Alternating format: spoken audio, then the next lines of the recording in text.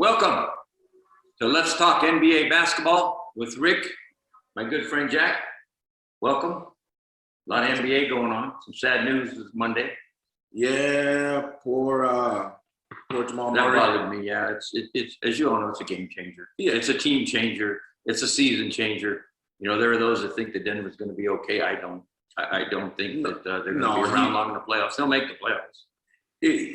He's such a big difference on the team. I just don't see them progressing further.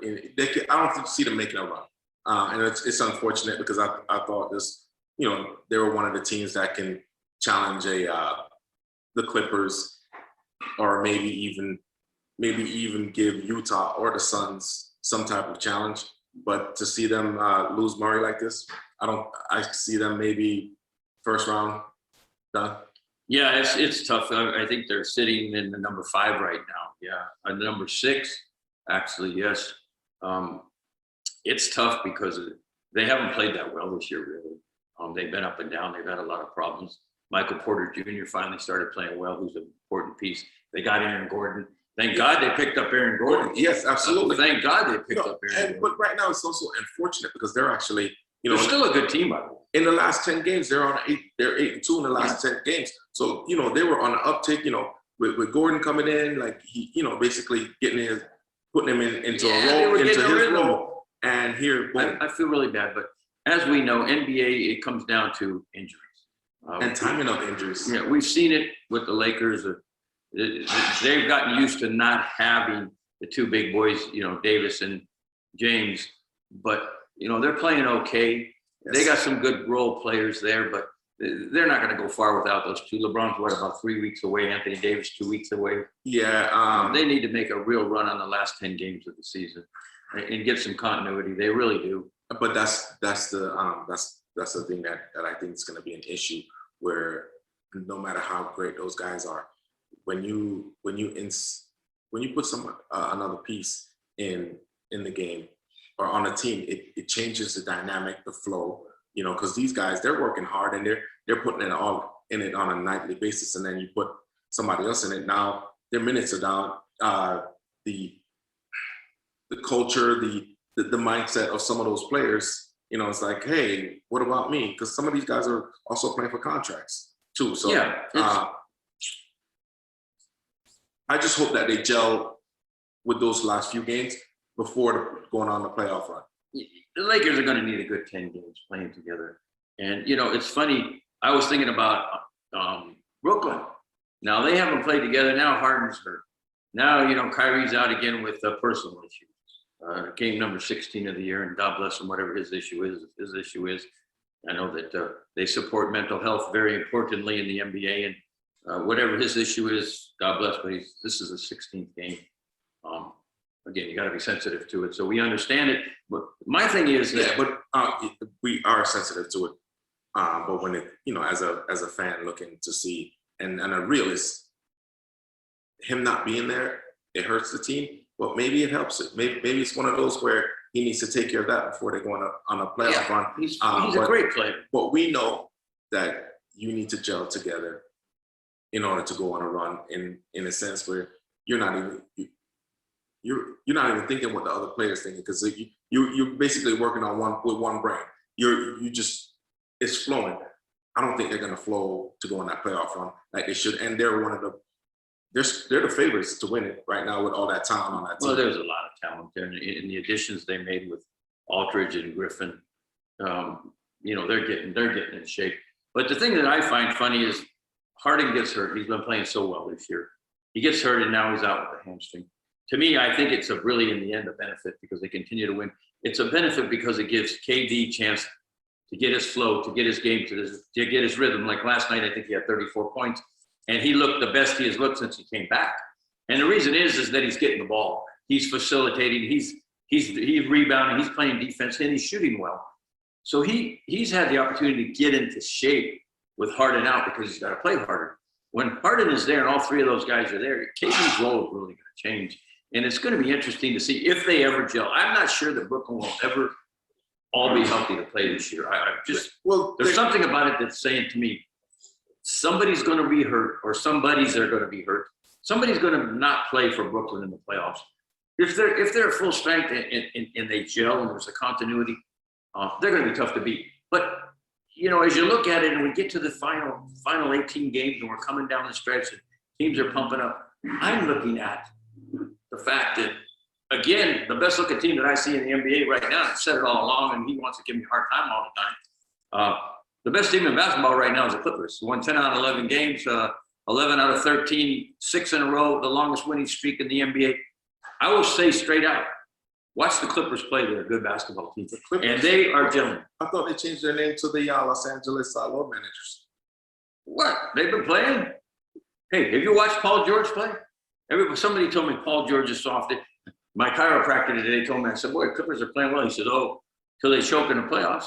I don't think that's going to happen this year. But you said I don't know what you all think. You said it wasn't going to happen last year, and guess what? Last year was a unique situation, and they weren't mentally there in the bubble. Every year. Hey, whoever had the best mentality in the bubble won. A perfect example is Miami. Miami should have never been in the finals. I'm sorry.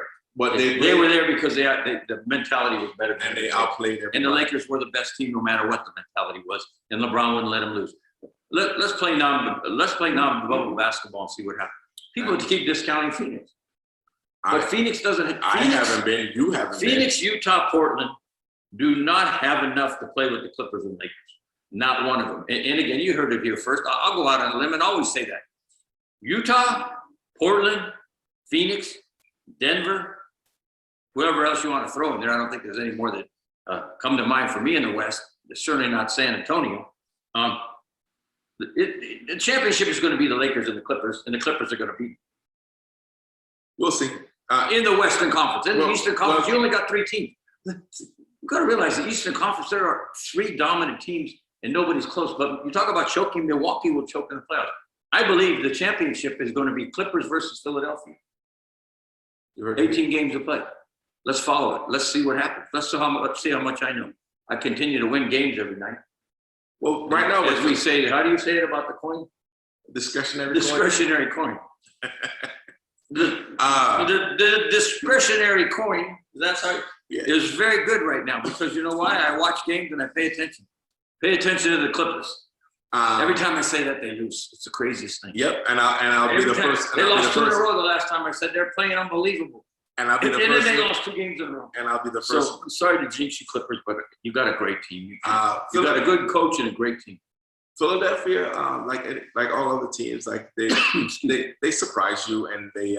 Philadelphia's playing great basketball. No, there's in the last 10 games they're only 6-4. Out. So what? Isn't it funny though that these guys, as you say, load manage, and they have a bad foot, they got bad this, and they got a bad that, and they stay out longer than they should. But Joel Embiid, I respect him. Came back within 3 weeks, and if you saw the injury, I thought he was done for the year. That was a very serious injury. I thought he was out for the year, and I said, "Oh God, I was sick over it." Philadelphia is going to be there, and don't forget, a couple of years back when Toronto won it, they lost on a ball that bounced and bounced and bounced and bounced by Kyrie out of the corner. That's how they lost the chance to be in the championship. So it was really bad luck. Not that Toronto was better that year than Philly. Toronto was not better than Philly. It was 1 bounce, 2 bounce, 3 bounce. Any team that came out that Philadelphia's going to be in the finals would have won it that year based on the injuries that happened with with Golden State. Philadelphia's going to be in the finals. You know why? Something's weird's going to happen. It's either going to be somebody's going to fall down and get hurt, or somebody's going to lose their mind, or whatever happened. That's a very fragile basketball team. A bunch of fragile minds over there. In my mind, in Brooklyn, a bunch of fragile people. But another team that has that when it comes mentally is fragile, we would say that be the Los Angeles Load Managers. AKA again, you continue. I can't wait till we get to the end of the season and I'm right, because I don't know what it is. The Clippers are a fine team. They got a lot of hard work to do. So does every other NBA Don't team. Forget they brought in the consummate leader. What's his name? Rajon Rondo. Consummate leader. You got Patrick Beverly that is the heart of that team. You got this kid Jackson. You got this kid Mann. Are you watching their backups? Hey, Kennard, have you watched this kid Kennard play, the left-handed kid? Yeah. Have you watched him? Those are 5 guys that I just mentioned that are role players. Then you got the big boys. Hey, this is a good team. And you know who's really improved with the Clippers? The big difference maker? Zubats, great in the middle. Hey, watch the kid play. Watch the kid play. It's a good basketball team. I'm not, I don't make any money for saying this. I like the Clippers. I believe that right now they're the best team in the NBA. It changes every day with injuries. Look at Denver. But I believe that the best team in the NBA is the Clippers, and everybody else is going to have to chase them. Okay. Again, injuries make a difference. Absolutely. I have to put that little byline on the bottom, injuries, because we just saw it happen in Denver. There are those that say Denver will be fine without Murray. I don't think so. I absolutely disagree. They will not be fine without Murray. Not the way he played in the series, his last couple of series in the playoffs. He was the difference maker in the team, and he's going to be the difference maker in them having a playoff run. He's not there. So, wherever they go is basically starting from square one and making sure that he's 100%. Question. Yes. MVP. Give me your top 4. It's funny, I was thinking this week, and I always think about it because I like to discuss it with all of you. And again, thanks for watching the show. We take a lot of pride in this NBA show. We know it very, very well. I watch a lot of games, at least a couple a night. I love the NBA. It's the most talented league around. I got to, not to get off the subject, you look, a couple things I wanted to say about the MVP, but I want to say a couple things before I talk about that. The NBA is such a great place because you get to watch a game like Boston and Portland last night. Boston wins it on a 3-pointer at the end of the game by Jason Tatum. He had a great game. He's starting to pick it up. Boston's starting to pick it up. Boston's on a tear right now. Boston's actually they got to be. But they go into Portland and beat Portland with everybody back. 7-3. Yeah, Portland's got everybody. Portland's got everybody back. So Nurkic is back. They brought in Norman Powell, who's shooting great for them. They lost Gary Trent Jr., who's a good player. But you look at these guys. What I love about the NBA, the thing that really touched me last night, it made me realize how much I love it. There's a kid by the name of Lou Dort that plays for Oklahoma. I watched him in college basketball at Arizona State. He was good. He hustled. He didn't get drafted. Oklahoma picked him up, signed him to a contract. He started playing last year. Worked hard. Wasn't great. Wasn't a great defender. I watch him this year. All of a sudden, he's getting better. He scores 42 points last night. And I think to myself, this is a guy who didn't get drafted, who was pretty good in college, not great, comes in the NBA, works his butt off, and he scored 42 last night. That's what I love about the NBA. The stars are different every night. And there are So is that your MVP? No, I wanted to it was on my mind because I like human interest stories. MVP is crazy because of injuries. Top 4, whatever, top 4, pick one. Chris Paul, definite. His leadership is incredible. I've said Embiid all year. Damian Lillard, how do you not talk about him? How do you not talk about Steph Curry the other night, 53 points? And I don't know if you watched that game. They went and took a game they should have never won. Golden State was great. Great to watch. Yeah, and Steph led that team with 53 points. Because he was celebrating the milestone. But he's Will Chamberlain's record. Yeah. He surpassed it. And he's the main man. He was the main man, but now scoring-wise, he's the main man officially in Golden State. But it's got, for me, such, you have to, LeBron, he's not going to be MVP now. No, it's out too long. It's tough. Paul George, all of a sudden, Paul George is playing unbelievable. He's had 4 30-plus nights in a row. He looks great. I don't know if you watch the Clippers. Paul George looks great. Well, all of a sudden, if he keeps continuing to play. If Paul George continues to play like this, he's not an MVP candidate. No, because he's been out. Giannis is not an MVP candidate. He is. The biggest difference maker who's been great, I watched again the other night in a tough game, Chris Paul led Phoenix to a win.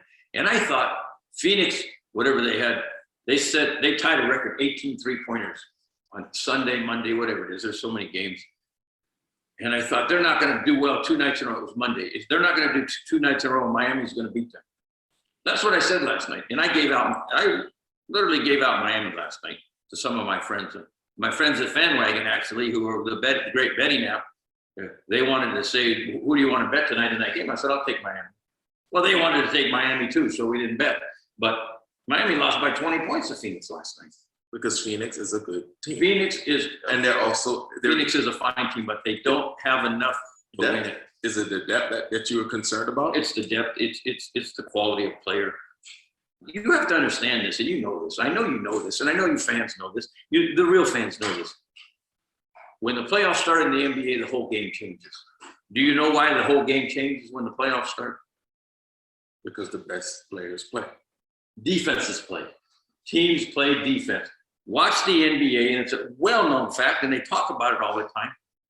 Teams don't, in a long season, they're not playing defense. They're not hustling on every play. Some games you got 145 to 142. It should never be in the NBA. The game should be under 100. Yeah, the good teams will hold you under 100. Because every possession counts. Yes, and that's the difference in the playoffs. You see a lot of games where nobody ever scores over 110. The games are 95 to 92, 103 to 100. You do not see games that are in the 130s and 140s. Well, we've even had a 150 this year. Come on. Is this the All-Star game where we're just shooting the ball? They don't play defense. The teams that play defense now are getting ready and win. Teams like Milwaukee plays defense. Teams like Phoenix plays good defense. And when you hear a great player interviewed after a game and post-game, what do they always say? Our offense started with great defense. We were great on the defensive end tonight. Just listen to interviews. They will always talk about the defensive end of the game. Not the offense, not the offense. Great defense leads to great offense. They talk about the defensive part of the game. Yeah, because you still need to get stops, no matter what. It's number one. You got to play defense. So I wanted to talk about Washington. So those are my MVPs. So it's wishy-washy. So what do you consider like a Bradley Beal?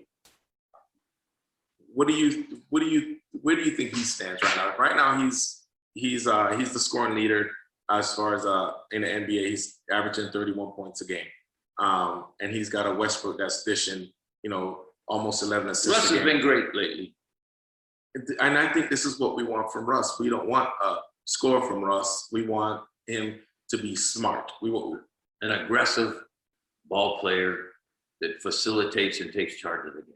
Yes, that's Russell Westbrook, and that's what we want right now. And he's angry at the world and talks bad and angry and swears at every other player. I love Russ and flexes. And when Russ is playing well, I love that guy.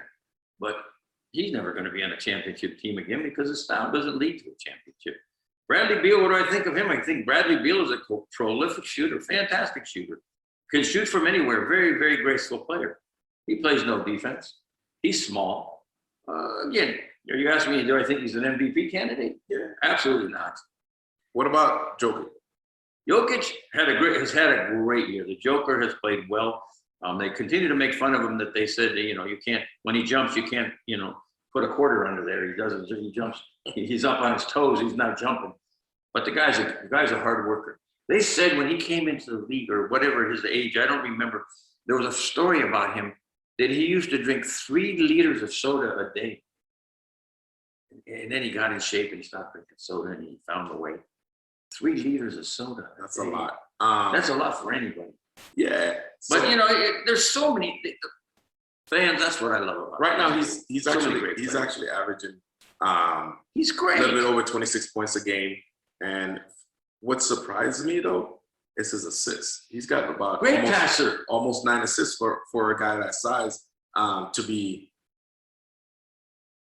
basically have that much of a view of the court to be able to find that open man. He's a great passer. I really like his game. There's so many great players. Damian Lillard, I'm watching that. To me, it's a treat to watch a good game. There's a lot of lousy NBA games, but last night I sat and watched a game between Portland and Boston. They're both in the number 6 spot. They both wanted to win. It was a big game. Boston's on the road. They're on the ropes because Portland keeps making threes. McCollum and Lillard just keep hitting it. Carmelo Anthony had a great game last night. What did he have? 26. It was so great to see Carmelo play. And that's funny, on Sunday, he scored 0 points. And that's the pride, again, the pride of a guy. I looked at it, And Carmelo had 0 points on Sunday. He wasn't into it. He was mad at himself. He came out last night and had 26 points. I'm telling you, Boston played great to hang on. I was surprised they won the game 106-105. Tatum hit a really big shot, a really big three at the end, and it was fun. NBA is a great place. I mean, I am a true fan. I wish they would.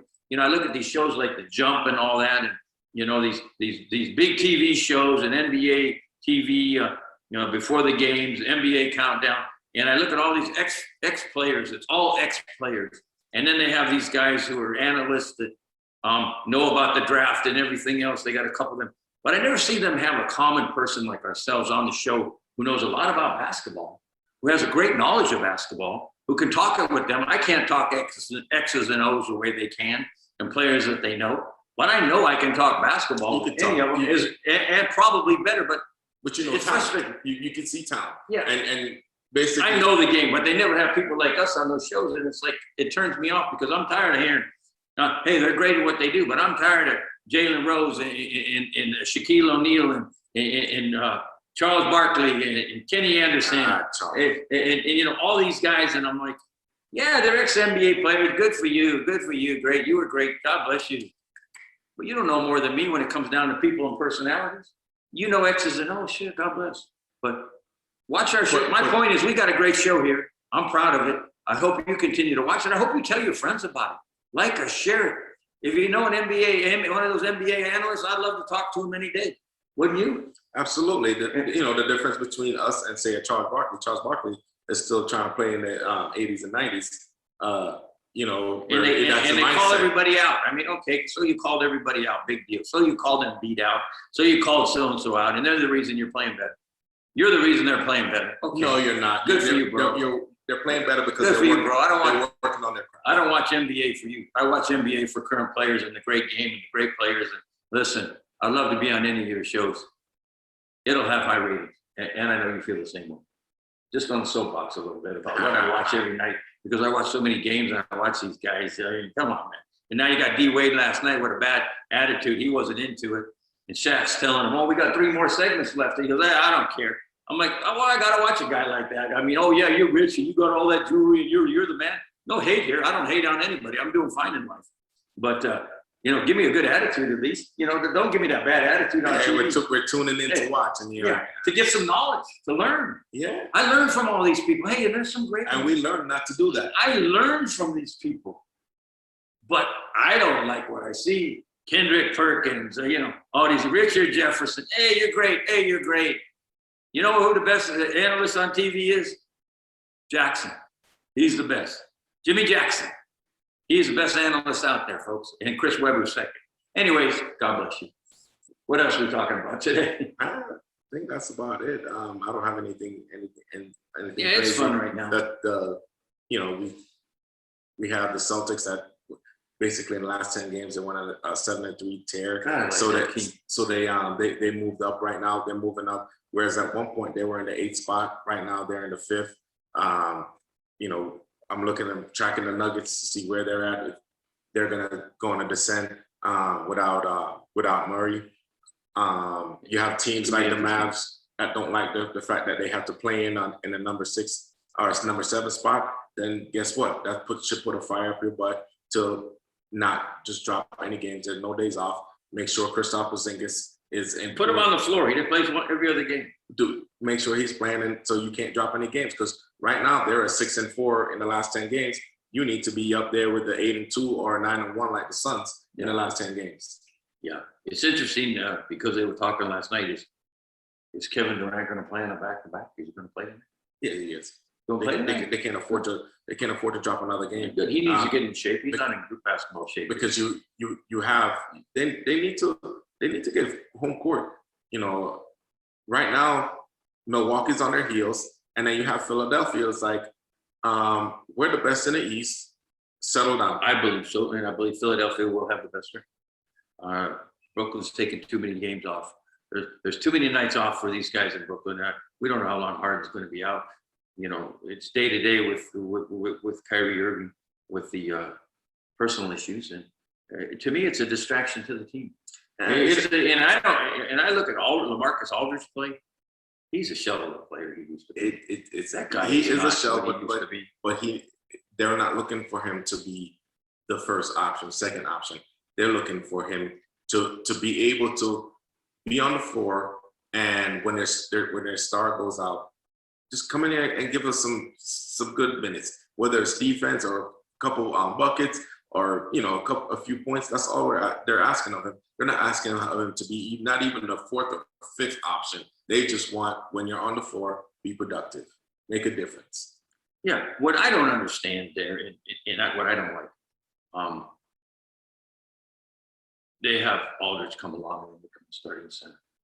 They have Blake Griffin, who they like to play at center. They have this kid Claxton. He's been in the league a couple of years. DeAndre Jordan, all of a sudden, they say he's not in the rotation. He's on the bench. Here's a guy that is one of the hardest working guys in basketball. He's not that talented. He can rebound. He can block. He makes a shot or two. He's not good on free throws. But why do you put him out of the rotation? I think it's bad for morale. I think that sometimes he has played very well, and he's their fourth option now. It is sickening to me because the man has earned the opportunity to try to play. Sometimes when you put him out of rotation like that, what you don't want to do is put him on an injured, put him on maybe he has a lagging injury that's there. I don't think so. That he's nursing. You never know. I don't think so. Well, that's just my opinion. I don't think so. They clearly said, I watched some commentary on it. They clearly said DeAndre Jordan is no longer in the rotation. I don't like that, but that's typical of the NBA. It's always a fiery, hot show. What a lot of opinions here between you and I. We don't agree upon everything. Give me your two best teams in the NBA before we close up today. I'm falling in love with the Suns. Yeah, you have been, and I don't disregard that. I like the way they're playing, and I don't think they're the best team, but I like the Hawks. I like the moves that they're doing. And before, the team was on Trae Young's back, but right now to see Trae Young not only scoring, but he's also facilitating the ball with 9.5 assists a game. That shows me maturity on his end, and that shows me growth as with him as a player to trust your teammate. Every time. Atlanta's been great. What an improved ball club. Atlanta, Dallas, Memphis. Those are teams that really improved. You look at teams like Toronto. What a joke! Toronto's a terrible basketball team. Sacramento, what a terrible basketball team. Toronto also unloaded, so they didn't. I mean, they're a shell of their old selves, and you look at them, and Sacramento's starting to lose games. There's some teams that are not playing, but you look at the Memphis and the Atlanta. Those guys are playing hard. You look at a team like New Orleans with all that talent. They continue to win one, lose one, win one, lose two. To me, with all that talent, they're just an unorganized ball club. No, they're a young team. They need a veteran presence, a veteran superstar to help mold them into. You think if you put a Chris Paul on that team will start winning big? Bledsoe's not a leader. No, I mean, he's been around the league. He's been in Milwaukee. He's a good player. No. He's not a leader over there, Bledsoe? It's not the same. It's not the same as a Chris Paul. It's not, but you still need a star player. I think they're poorly coached, to be honest with you. I think Stan Van Gundy's a poor coach, and I don't think they're not going to be in the top 10. They're not going to make it. Sacramento is again, Luke Walton. What did he do with the Lakers? He was a good assistant. Good old boy over there in Golden State. With so much talent. He was so much talent. He was there. Yeah, So how do you do with the Lakers? How's he doing with Sacramento? Again, coaching is so important, but we'll get into that another day. Thanks for watching this week. It's been a lot of fun. Give us your opinions. Please like the show. Please follow us. Share it with your friends. I mean, NBA is the best. It's the best to bet on. You can get a couple bets every night. And if you win 5 out of 7 nights, you're doing good. But if you like gambling, if you like playing, bet a couple games a night. It's fun. You don't have to put a lot on it. Just have fun with it. Don't get into the household, finances. You're not paying your house payment. Only discretionary coins. Well, if you got a couple extra dollars around in your account, seriously, get on one of these good apps like FanWagon and play the games. Find your best. You know, I don't know where you play, some William Hill, whatever it is. Betonline.com. And I don't get paid by any of these guys for saying this, by the way. I don't get one dime from them. The only dimes I get is the ones I make by making shoe bets. But thanks for watching. Thanks for liking. Continue to watch us at WWDBTV. We have a lot of good shows there besides our own. So check out our other shows at WWDBTV. Jack and I can't emphasize enough how the other hosts and shows over there at WWDBTV are really good shows. Yeah, and continue to watch those, and watch us at YouTube, watch us at Roku. You can get us at Instagram, Apple TV, wherever it is you like to watch us. Continue to watch us, and tell the Jump and NBA Countdown that I'd like to be on the show sometime, and I know my friend Jack would also. We're available. We don't charge a lot. Thanks for watching. God bless. Smash that like button. Continue to like us. Thanks. We appreciate you all. Again, take time out to watch WWDBTV. It's a great spot to go spend some time. Again, thanks for watching. We love NBA. We're going to continue to promote it. Right or wrong or right, we're going to continue to promote it. Thanks for watching. Have a great week. Play some bets. Bye.